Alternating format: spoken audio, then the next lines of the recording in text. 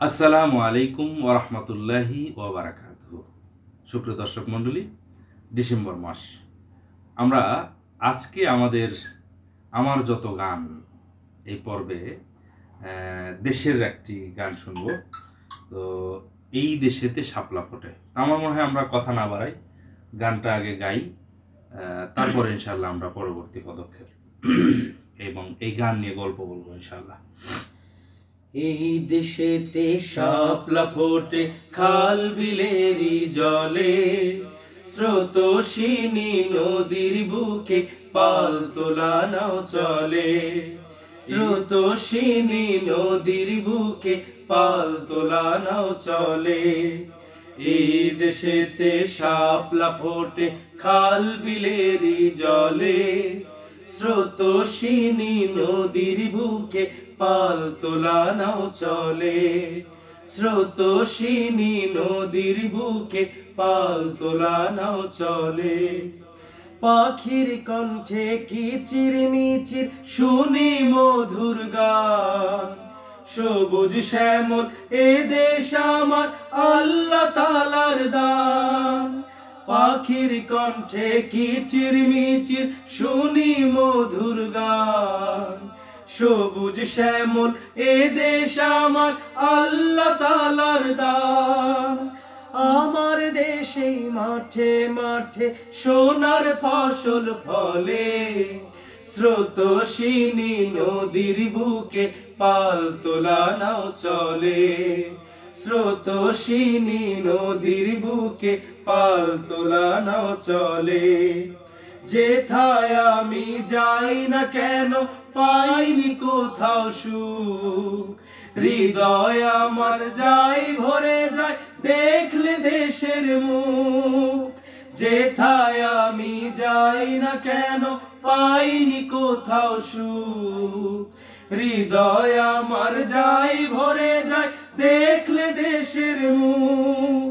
গাছপালার ওই দোলা দেখে আমার হৃদয় দোলে, স্রোতস্বিনী নদীর বুকে পাল তোলা নাও চলে।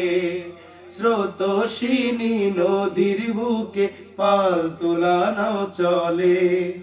ছোট্ট গায়ের মেঠো পথে চলে গরুর গাড়ি, সারা দিনের ক্লান্তি শেষে কৃষাণ ফেরে বাড়ি। ছোট্ট গায়ের মেঠো পথে চলে গরুর গাড়ি, সারা দিনের ক্লান্তি শেষে কৃষাণ ফেরে বাড়ি। আজান শুনে মসজিদে যায় মানুষ দলে দলে, স্রোতস্বিনী নদীর বুকে পাল তোলা নাও চলে। স্রোতস্বিনী নদীর বুকে পাল তোলা নাও চলে। এই দেশেতে শাপলা ফোটে খাল বিলেরি জলে, স্রোতস্বিনী নদীর বুকে পাল তোলা নাও চলে। স্রোতস্বিনী নদীর বুকে পাল তোলা নাও চলে। স্রোতস্বিনী নদীর বুকে পাল তোলা নাও চলে। অনেকদিন পর গাইলাম গানটা ভাই। না, আসলে এই গানটা দীর্ঘদিন পরে তোমরা গাইলে। এটা অবশ্য এই দেশ গানটা এগুলো উৎসব উপলক্ষেই লেখা। এটা একটা বিষয় হচ্ছে যে ওই সময় আমাদের শিশুদের একটা স্ট্রং গ্রুপ ছিল। আমরা তো ধরেন উৎসব বলেন, এরপরে আমাদের অ্যালবাম কেন্দ্রিক একটাই থাকতো। তখন তো ফিতা বের করার যে একটা টেন্ডেন্সি কাজ করতো। ওই সময় আমরা 10টা গান হলে আগে একটা ক্যাসেট হবে, সরি 16টা গান হলে বা 14টা গান হলে একটা ক্যাসেট হবে। এই ধাঁচের একটা চিন্তা থাকতো, ক্যাসেট বের করার একটা প্রবণতা থেকেই। এরপরে উৎসব হতো, এত বেশি প্রোগ্রাম হতো যে নতুন গানের চাহিদা প্রচুর। আর এত গান সবার থেকে আলহামদুলিল্লাহ এখন তো মাশাআল্লাহ অনেক গীতিকার সুরকার আছে। ওই সময় একটু তুলনামূলক কম থাকার কারণে কম ছিল, প্রয়োজনটা বেশি ছিল। কারণ হচ্ছে কি ওই সময়ে গীতিকার কম হওয়ার কারণে প্রত্যেকটা শিল্পী গোষ্ঠীর আলাদা আলাদা। এখন দেখা যাচ্ছে তখন আপনার সারা বাংলাদেশে একটা চাহিদা ছিল, সারা দেশের বিভিন্ন শিল্পী গোষ্ঠীতে গান দিয়ে আবার আমাদের নিজস্ব চাহিদা মেটানো আবার কঠিন হয়ে পড়তো। মানে প্রতিদিনই প্রায় 2টা 3টা করে গান লেখা লাগতো, দিনে 2টা, আবার রাতের বেলা আমার মনে আছে যে আপনি রাত সবাই যখন ঘুমায় যায় তখন আপনি ডায়েরি খাতা নিয়ে বসেন। এই যে গানটা আমরা গাইলাম আর কি, এই গানটাও কিন্তু প্রথম মানে দেশগান, তো এটা লেখার একটা বিষয়টা হচ্ছে কি যে শুরুটা কিন্তু অনেক কিছু দিয়ে করা হয়। 2003 সালে লেখা। এটা লেখা হচ্ছে 13/9/2003 সালে। এখানে মানে অনেক কিছু লিখে এটা আমাদের অ্যালবামে আছে কিন্তু ফুলের মতো ফুল হতে চাই অ্যালবামে, ফুলের মতো ফুল হতে চাই অ্যালবামে সম্ভবত এই গানটা। যাই হোক, তো এই গানটা মানে লেখা ছিল একভাবে। না না না, এটা নবীন প্রাণের মেলা অ্যালবামের মধ্যে আছে।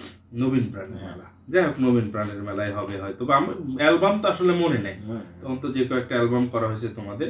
তবে এই গানটা বিভিন্ন জায়গায় গেলে একসাথে একটা ভাষা এবং গ্রামীণ বাংলার যে রূপ, চিরচেনা রূপ আমরা যেটা কল্পনা করি এবং অ্যাকচুয়ালি গ্রামে যেগুলো দেখা যায়, সেই বিষয়গুলো এখানে তুলে ধরার চেষ্টা করি। মানে আমাদের গ্রামের একটা কমন সংস্কৃতি, সেটা হচ্ছে যারা কৃষক তারা ফজরের আগে ওঠে, তো তারা ফজরের নামাজ পড়ে, আগে তো হালের বলদ নিয়ে এমনি বের হতো, বা কোদাল কাঁধে নিয়ে বের হতো, লাঙল কাঁধে নিয়ে বের হতো।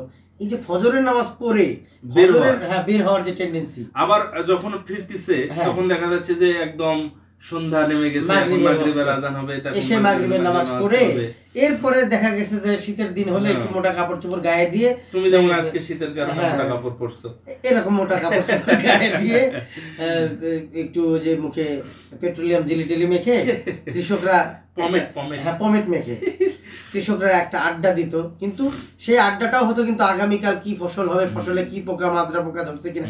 এই যে কৃষকদের যে এটাও একটা দেশপ্রেম, হ্যাঁ দেশপ্রেমের চেতনা থেকে কিন্তু এই জিনিসটা আসে।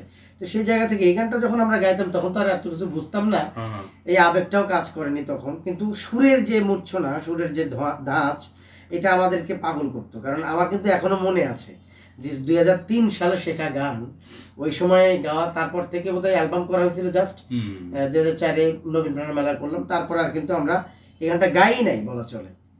4-এর পরে 20 বছর পর গানটা গাওয়া হলো। যাই হোক, আলহামদুলিল্লাহ এই গানটা মানে মোটামুটি দেশগান হিসেবে বেশ ভালো। আশা করি যে যারা এই গান গাইতে চান বা নতুন করে মেক করতে চান, তৈরি করতে চান, তারা করতে পারেন, এবং গানটা আশা করি ছোটদের কণ্ঠে বড়দের কণ্ঠে সবার কণ্ঠেই ভালো লাগবে। তো আমার মনে হয় আজকে এই পর্যন্তই। সবাই ভালো থাকবেন, সুস্থ থাকবেন, নিরাপদে থাকবেন, এবং বেশি বেশি ইসলামিক গান শুনবেন। আসসালামু আলাইকুম ওয়া রাহমাতুল্লাহ।